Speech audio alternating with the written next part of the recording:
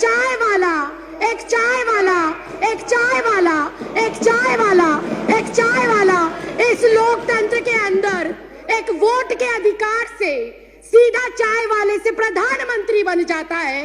एक तड़ीपार व्यक्ति इस देश का गृह मंत्री बन जाता है। अति गंभीर और अति महत्वपूर्ण मुद्दे पर मुझे बोलने का आज विधानसभा में मौका दिया है और पिछले 2.5-3 घंटे से जो ये चर्चा चल रही है इसमें मुख्य तौर पर सभी साथियों ने अपनी बात उदाहरण सहित आंकड़ों सहित रखी है। और चूंकि मैं भी विधानसभा की सदस्य हूं, इस देश की नागरिक हूं, तो मेरे भी मन में इन एनसीआर, एनपीआर और सीए को लेकर बहुत सारे सवाल हैं।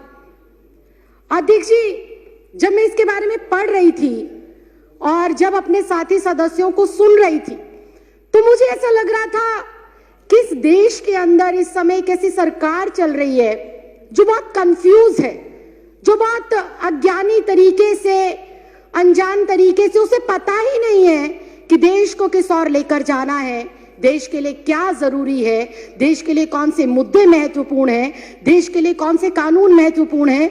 उनको इस चीज की बिल्कुल जानकारी नहीं है। बहुत ही अजीब से लोग इस देश के केंद्र की सत्ता के ऊपर बैठकर अजीबोगरीब फैसले ले रहे हैं। जो इस देश में अभी तक विदेशी कहे जा रहे हैं उनको ये नागरिकता दे रहे हैं बिना किसी कॉमा फुल स्टॉप के। और इस देश के अंदर जो सदियों से, दशकों से रह रहे हैं उनको ये कहते हैं कि अगर तुम इस देश के नागरिक हो तो तुम्हें कागजात देने पड़ेंगे, तुम्हें प्रूफ करना पड़ेगा कि तुम इस देश के नागरिक हो। यह अजीब विडंबना है। हमारे पास वोटर आईडी कार्ड है, हमारे पास आधार कार्ड है, हमारे पास पैन कार्ड है, हमारे पास पासपोर्ट है, उनको ये हमारे कागज नहीं मानते। जिस वोटर आईडी कार्ड से इनको सत्ता में चुनकर भेजा गया, जिस वोटर आईडी कार्ड से ग्राम पंचायत हो, निगम का चुनाव हो, विधानसभा का चुनाव हो या देश की सर्वोच्च संस्था लोकसभा का चुनाव हो, जिस वोटर आईडी से देश के 128 करोड़ लोग इनको चुनकर भेजते हैं, उस वोटर आईडी कार्ड को भी ये हमारा सबूत के तौर पर मानने को तैयार नहीं। बहुत ही हास्यास्पद बात है कि जिस पहचान पत्र की बदौलत एक तड़ीपार व्यक्ति इस देश का गृह मंत्री बन जाता है, मैंने नाम नहीं लिया, मैंने नाम नहीं लिया, मैंने नाम नहीं लिया, मैंने नाम नहीं लिया, मैंने नाम नहीं लिया। ये बहुत ही हास्यास्पद है, ये बहुत ही हास्यास्पद है। ये ऑन रिकॉर्ड है, ये ऑन रिकॉर्ड है, ये ऑन रिकॉर्ड है, ये ऑन रिकॉर्ड है। मैंने नाम नहीं लिया। आप अपना भाषण जारी रखिए ना। मैंने नाम नहीं लिया। आप अपनी बात जारी रखिए। मैं अध्यक्ष जी यही कह रही हूँ, मैं अध्यक्ष जी, आप मेरी तरफ उंगली ना करें, मेरी तरफ उंगली ना करें। सारे प्रिविलेज का मामला है। पहले उन्होंने मेरी तरफ उंगली करी क्यों? अपनी बात कैसे रही है? अध्यक्ष जी, मैं बहुत शांति से और शालीनता से ये कह रही हूँ कि जिस पहचान पत्र की बदौलत एक आम साधारण नागरिक एक तड़ीपार को चुनकर देश का गृह मंत्री बना सकता है। एक चाय वाला, एक चाय वाला, एक चाय वाला, एक चाय वाला, एक चाय वाला, एक चाय वाला इस लोकतंत्र के अंदर एक वोट के अधिकार से सीधा चाय वाले से प्रधानमंत्री बन जाता है। उस वोटर आईडी कार्ड की कोई अहमियत नहीं। क्या बात करते हो, क्या बात करते हो? और मैंने किसी का नाम नहीं लिया। आपको कोई आपत्ति है? आप माननीय अध्यक्ष जी से बात करें। आपको कोई आपत्ति है? आप माननीय अध्यक्ष जी से। तड़ीपार कौन है? तड़ीपार कौन है? तड़ीपार कौन है? चाय वाला कौन है? तड़ीपार कौन है? तड़ीपार कौन है? चाय वाला कौन है? मैंने कुछ नहीं कहा, मैंने किसी का नाम भी नहीं लिया।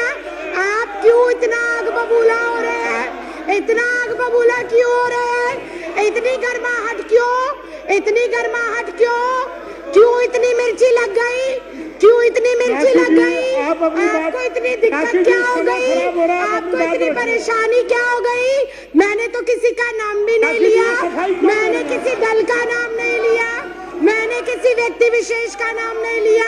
राखी जी आप अपनी बात पूरी करिए। राखी जी आप उधर इशारा मत करिए। नहीं मैं समय कट करके बैठा रहा हूँ। आप इशारा करके बात मत करिए। मैं अध्यक्ष जी आप मुझसे 2 मिनट के अंदर, आप कोई सफाई ना लेकिन अगर विपक्ष ऐसे टीका टिप्पणी करेगा, आप बोलते रहिए ना। विपक्ष टीका टिप्पणी करेगा कैसे चलेगा?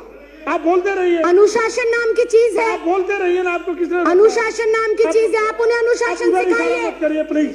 मैं अध्यक्ष जी 3 मिनट के अंदर, महज 3 मिनट के अंदर अपनी जो आप मेरा बोलते रहिए, मैं देख रहा हूँ। संदेह है और जो मेरे सवाल है और जो मेरा विचार है मैं वो आपके सामने रख रही हूँ।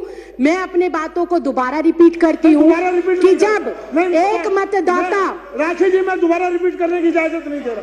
जब एक मतदाता अपने मतदान का प्रयोग कर कर मेरे जैसी एक साधारण सी लड़की, 25 गज में रहने वाली लड़की को लोकतंत्र के इतने बड़े मंदिर में भेजता है, तो वो सबसे बड़ा प्रूफ होना चाहिए। बाबा साहब भीमराव अंबेडकर ने वोट डालने का अधिकार सबको दिया और वो वोट डालने का अधिकार इस बात को सिद्ध करता है कि हम इस भारत देश के नागरिक हैं। मैं सिर्फ इतना कहना चाहती हूं कि 1989 से पहले कानूनन ऐसी कोई प्रतिबद्धता, ऐसी कोई मजबूरी या अनिवार्य नहीं था कि एक कोई भी जो बच्चा पैदा होगा, जो भी व्यक्ति जन्म लेगा, उसका जन्म प्रमाण पत्र बनाया जाए। ऐसी कोई पॉलिसी नहीं थी। जब ऐसी पॉलिसी पहले नहीं थी तो मुझे समझ नहीं आता एनपीआर, एनआरसी और सीए के लिए माँ बाप का जन्म प्रमाण पत्र हो अनिवार्य, ये किस बिहाफ पर लिखा गया, ये बिल्कुल समझ के परे। और फिर एक बार फिर से विपक्ष को हो सकता है मेरी बातों से आघात पहुंचे, लेकिन ये कटु सत्य है कि अगर ये कंपलसरी है कि एनपीआर, एनआरसी और सीए के लिए अपने अपने माता पिता का जन्म प्रमाण पत्र दिखाना जरूरी है, तो क्या हमारे देश के माननीय प्रधानमंत्री अपने माता पिता का जन्म प्रमाण पत्र दिखा पाएंगे? क्या हमारे देश के माननीय गृह मंत्री अपने माँ बाप का जन्म प्रमाण पत्र दिखा पाएंगे? क्या हमारे इस देश के रक्षा मंत्री हमारे जो ये एनसीआर, एनपीआर और सीए है, इसके माध्यम से अपने माँ बाप का जन्म प्रमाण पत्र दिखा पाएंगे? क्या इस देश के माननीय राष्ट्रपति अपने माँ बाप का जन्म प्रमाण पत्र दिखा पाएंगे? क्या आरएसएस प्रमुख मोहन भागवत अपने माँ बाप का प्रमाण पत्र दिखा पाएंगे? क्या श्री एल.के. आडवाणी जी अपने माँ बाप का प्रमाण पत्र दिखा पाएंगे? या माननीय अध्यक्ष महोदय आप स्वयं अपने माँ बाप का प्रमाण पत्र दिखा पाएंगे? अगर ये संभव नहीं है, अगर ये संभव नहीं है, अगर ये संभव नहीं है, अगर ये संभव नहीं है, अगर ये संभव नहीं है, राखी जी अगर ये संभव नहीं है, तो मैं माननीय अध्यक्ष महोदय सिर्फ इतना कहना चाहती हूँ कि जब बीजेपी का शीर्ष नेतृत्व, केंद्र में बैठे मंत्रिमंडल, प्रधानमंत्री, गृह मंत्री अपने माँ बाप का बर्थ सर्टिफिकेट नहीं दिखा सकते, तो क्या उन्हें, मैं कंक्लूड ही कर रही हूँ सर, क्या उन्हें डिटेंशन सेंटर भेजा जाएगा? अगर वो लोग डिटेंशन सेंटर नहीं जाएंगे तो इस देश का आम गरीब मजलूब परिवार का सदस्य क्यों डिटेंशन सेंटर जाएगा? ये सवाल आज इस लोकतंत्र के मंदिर में मैं आपके माध्यम से केंद्र सरकार से पूछना चाहती हूँ। अध्यक्ष जी मुझे 2 मिनट दे दीजिए, मैं अपनी बात को खत्म कर रही हूँ। अध्यक्ष जी मुझे ऐसा लगता है कि एनपीआर, एनआरसी और सीए महज देश की जनता को भटकाने के लिए एक हथियार के रूप में केंद्र सरकार आजमा रही है और भटकाना चाहती है। वो अपनी नाकामियों से जनता को, नोटबंदी से देश को भटकाना चाहती है, जीएसटी की जो अभी मार पड़ी है व्यापारियों के ऊपर, उससे देश की जनता को वो भटकाना चाहती है। बेरोजगारी जो पिछले 45 सालों के अंदर सर्वोपरि आंकड़ा इस साल में आया है, उससे देश की जनता को भटकाने के लिए हथियार के रूप में इसका प्रयोग हो रहा है। राइफल सौदा हो गया, दलितों पर अत्याचार हो गया, अर्थव्यवस्था किस तरह से चरमराई हुई है। अध्यक्ष जी मैं एक लाइन कहकर सर मैं भी रिक्वेस्ट कर रही हूँ, फाइनल क्लोजिंग लाइन कहकर मैं जो है अपनी बात को विराम देती हूँ कि अध्यक्ष जी ये जो भाजपा सरकार है, ये एक संकीर्ण मानसिकता की सरकार है।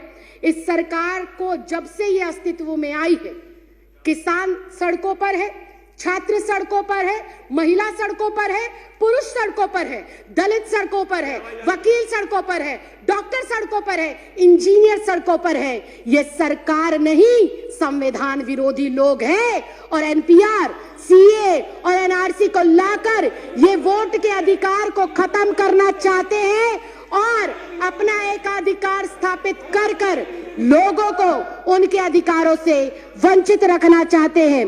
माननीय अध्यक्ष, मैं आपके माध्यम से ये कहना चाहती हूँ, माननीय मंत्री श्री गोपाल राय जी ने जो अपना प्रस्ताव रखा है, इस सदन के सदस्य होने के नाते, इस देश की नागरिक होने के नाते, मैं आज यहाँ से आपसे विनम्र प्रार्थना करती हूँ कि मैं इस प्रस्ताव का समर्थन करती हूँ और दिल्ली में इसको कतई भी किसी भी सूरत में लागू नहीं करना चाहिए। आपने मुझे बोलने का मौका दिया, इसके लिए बहुत बहुत धन्यवाद, बहुत बहुत आभार। जय हिंद, जय भारत। मीम न्यूज वेब ताज़ा तरीन खबरों के लिए सब्सक्राइब करें हमारा चैनल।